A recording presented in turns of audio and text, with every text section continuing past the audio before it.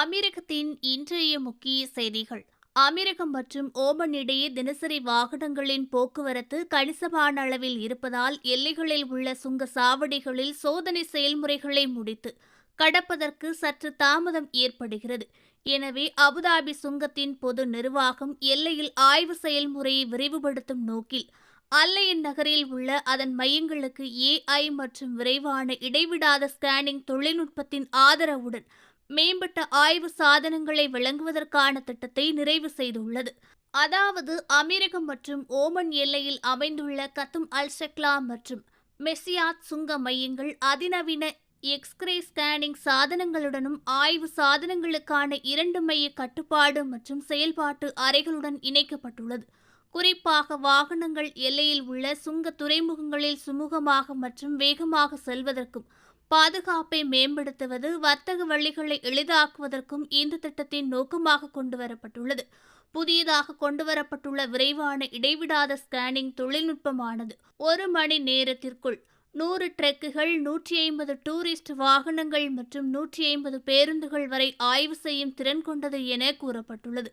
இந்த ஆய்வு சாதனங்களில் உள்ள நவீன இயக்க முறைமைகள் அமெரிக்கத்தில் செயல்படுத்தப்படும் முதல் வகை என கூறப்பட்டுள்ளது.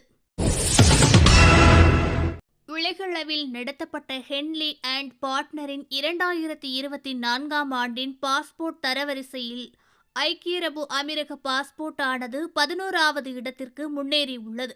இது 183 இடங்களுக்கு விசா இல்லாத நுழைவை வழங்கும் என கூறப்பட்டுள்ளது.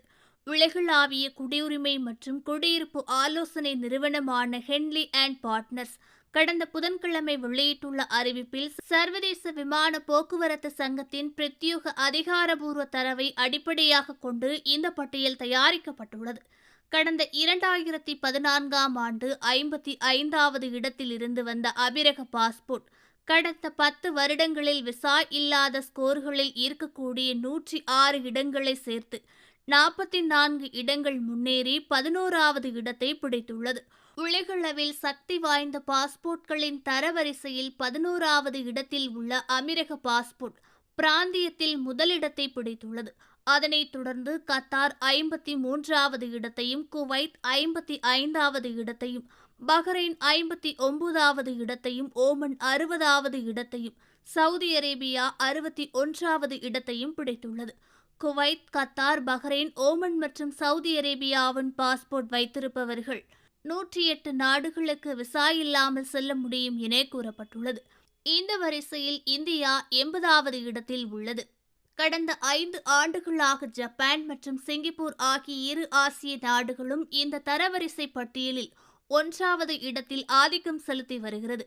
இந்த நிலையில் பிரான்ஸ், ஜெர்மனி, இத்தாலி மற்றும் ஸ்பெயின் போன்ற 4 ஐரோப்பா நாடுகளும் ஜப்பான் மற்றும் சிங்கப்பூர் ஆகிய நாடுகளும் முதலிடத்தில் உள்ளது.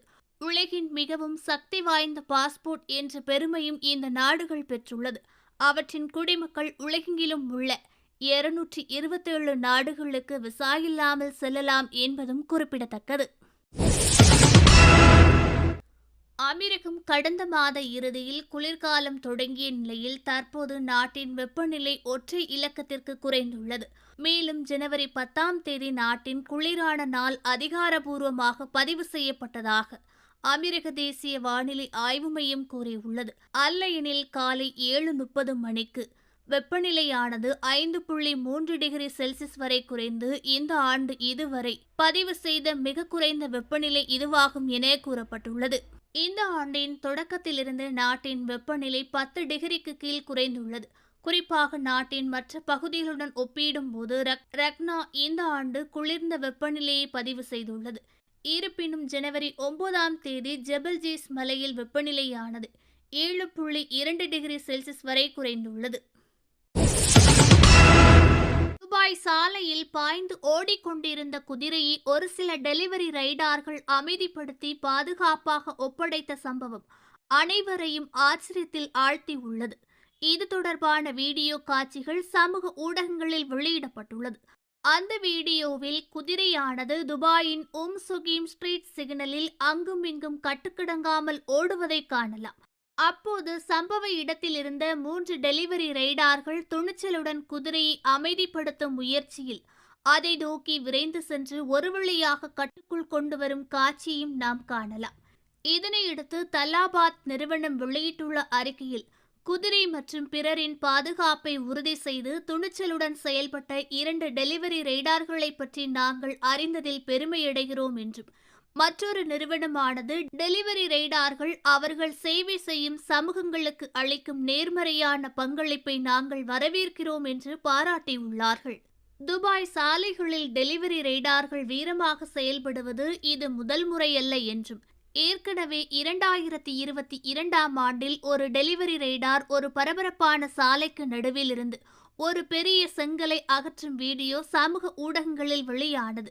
மேலும் துபாயின் பட்டத்து இளவரசரான ஷேக் ஹம்தான் பின் முகமது பின் ரசித் அல் மக்தும் அவர்கள் அப்துல் கபூரை சமூக ஊடகங்களில் பாராட்டி அவரை தொடர்பு கொள்ள உதவியும் கேட்டுள்ளார்.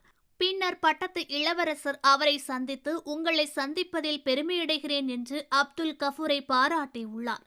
பின்பற்ற வேண்டிய உண்மையான உதாரணம் என்ற தலைப்பில் ஒரு புகைப்படத்தையும் வெளியிட்டிருந்தார் என்பதும் குறிப்பிடத்தக்கது.